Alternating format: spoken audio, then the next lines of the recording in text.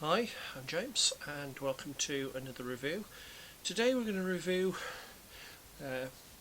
from Wargames Vault Non Gratus Rodentum, which means not worth a rat. Slightly bowdlerized version of what the original motto was. Now it's a very simple game designed to represent the experience of tunnel rats in Vietnam. Probably could be extended elsewhere. The author notes that it was originally intended or came about from a role-playing experience of trying to escape a prison.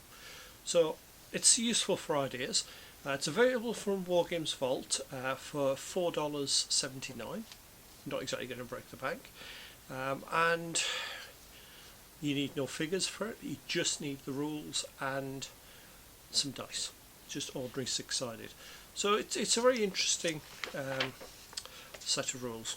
I will put a link in the description into it. So it was written by Ian Richard and Steve Deisman, and you can also get it from their website at deismangames.com. Written in 2018. There is a supplement for it which adds a couple of little bits and pieces, but that still seems to be ongoing at the minute. So going through it, we have the table of contents. The rules are quite nicely laid out. It starts with an introduction as to who the tunnel rats were. If you don't know who the tunnel rats were, then I would suggest there are some really good examples of books that you can use. For a fictional one, Avenger by Frederick Forsyth's got a nice sequence in it. Non-fiction, the ideal book is The Tunnels of Qi. That's well worth a look. I'm told there is a film, 1968 Tunnel Rats, which is very good. I haven't actually seen that yet, and there is a sequence in Platoon. But basically it involves American troops going underground into Viet Cong bunkers and tunnel systems. So it tells you a little bit about that. Shows you how to map the tunnel. It's done in a very abstract way. Very simple to do, and it does work quite nicely. Because you're travelling through tunnels, you have a team tunnel rats, but you have to designate who's on point at the front. Now, the main mechanism for the rule is a nerve mechanism, and you are trying not to push your tunnel rats too hard. If their nerve ever hits zero, they will break, and that is it, they're out of the game. Skills tests are nice and simple. You're given a number of dice to roll, and you need every 5 or a 6 is a success. There are some slight variations in the combat system, but that's basically how it works. You have to build your own squad. Each one is rated for, as well as nerve, vision, combat and stealth. So they are generated. You start with 8 command points to choose your team. Requirements are you have to have at least 3 soldiers, never have more than 8, and you can only have 3 in the tunnel at once, and one of the non-green troops has to guard the entrance above ground. Troops come in 4 levels: green, private, veteran and hero. So all obviously with slightly different skills, and they will improve during the game as well. They give you some default equipment of M1911A1 pistol, handheld flashlight, knife and a gas mask. You can use some of your points to upgrade the equipment, but you are limited in how much you can have access to. 3 hands worth is what you can have available, but you can also then stow an additional 3 hands worth of gear per person that you have. So fairly straightforward. For each mission you roll to see if they improve. However, they can also become exhausted, which means you can't then use them in the tunnel on the next mission. So pretty straightforward. There's rules for transferring soldiers back into headquarters. It is possible to actually gain a benefit from that, in that what you can do is take on the green troops, upgrade them and then sell them back for an increase, basically sending your experience out to other squads. It's a nice simple, at the end of each chapter there's a little key points, and it just gives you the key points from that. The campaign rules come next. You've got 3 acts. The idea is basically you find initially the first tunnels and start exploring them. Once you've got through that, the first 4, you go into Act 2 where you start going a bit deeper, and then Act 3 is basically you're now taking on the largest tunnels. What you do is roll for the expected size of the tunnel. It'll tell you how many levels down there are, but it will sometimes branch within that. It's not always accurate. Intelligence isn't perfect. My second mission, I was expecting to dig through 3 levels of tunnels. I got through the first room, which was empty, into the second room, which was the exit from the tunnel, with no branches. So actually I found that was a very easy mission, and I got a lot of points for completing it with no casualties, so it was quite useful. You then generate your squad. The ones you don't take in stay on the surface and generate support points, which you can use in various ways, such as re-rolls, ignoring nerve loss, things like that. Once you finish the mission, you generate how many points you get. Nice and simple. There is a mechanism as well that some of your equipment can become damaged, so you have to replace that. So it does work quite nicely. Now, exploring the tunnels, the next chapter, talks it through very easily.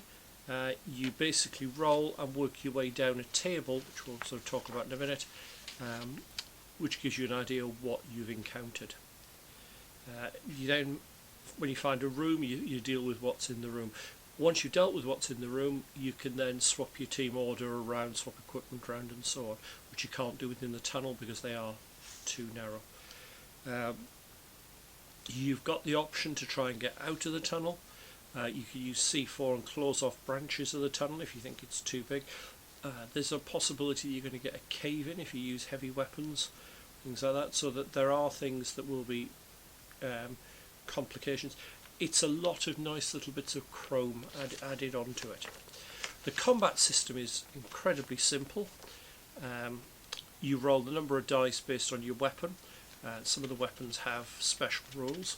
For example, the 1911, when you roll for that, it rolls 3 dice in combat, hitting on a 4 or more, but if you roll a 1, then it cancels out one of the hit due to the high noise. Okay, that's fair enough. The weapon chart looks slightly odd if you haven't read the Eternals of Kyuchi. Lugers and Walthers are mentioned. These were very common weapons from the early days by the sound of it. There are silent weapons. I can't quite understand why the bayonet is in there with such an effect, because there's nothing to actually fix it to. It removes the attacks last rule for the knife, so I don't quite understand that. There may be some logic, but you basically roll to hit, and for every success that you get, you lower the threat level of the Viet Cong by 1, which is on a scale of 1 to 3, and then they roll back on a chart, and this repeats until one side or the other is wiped out. Once you finish the combat, you then roll for the noise and whether that increases the alert level. So it's not going to be very complex to play. There is a nice 2-page example which talks through how it runs. You then got the reference charts at the back. There's an equipment chart which lets you add various bits and pieces of equipment, and notes if you don't have light sources, things like that, the effect on that. You get the campaign tables, and I'll actually use a couple of examples from this. So we're playing our very first mission, so we're in Act 1, and the first thing you roll for is how deep the tunnel is expected to be. So I've rolled a 3, which tells me the tunnel depth is actually expected to be a 3. It varies between 2 and 5. We also now rolled the starting alert level to see how alert the Viet Cong are. I got a 3 again, which gets an alert level of -1.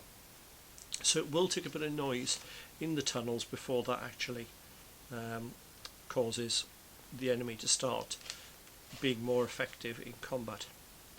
So we've got that. Now, how does it work when you start moving through the tunnels? Well, they're not mapped. You create the map as you go, which is pretty realistic from the American perspective. And there's a chart of 17 lines, and basically you roll the dice and move around it. Although a 6 is basically nerve issues start coming in, you don't move but lose a point of nerve. So we'll use an example. There are some rules for anticipating what you're going to find, but we'll try this. So the first roll I've got is a 3, which takes me down to line 3, and there's nothing there, so I'm still exploring the tunnel.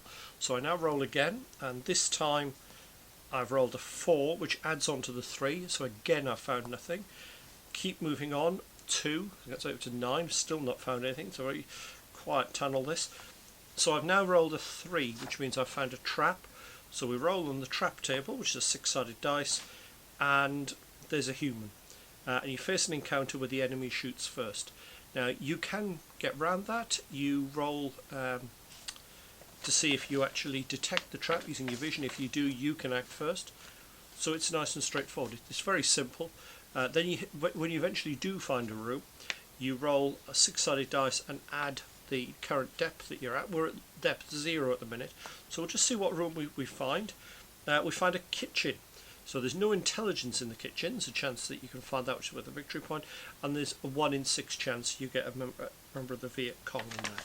So as you can see, it does work quite easily, and you then just map it. And like I said, there's a combat chart for the damage that it's done. So very straightforward, very, very simple. The only anomaly I think I've found is that the starting nerve seems to vary between 2 different charts. Not a problem. Pay your money and take your choice, whichever one you feel is better. Yeah, one will give you 1 higher, which means that you've got a bit of an easier ride. I've gone with it the other way around, and so far my team have made it through 3 tunnels. I've lost 1 team member.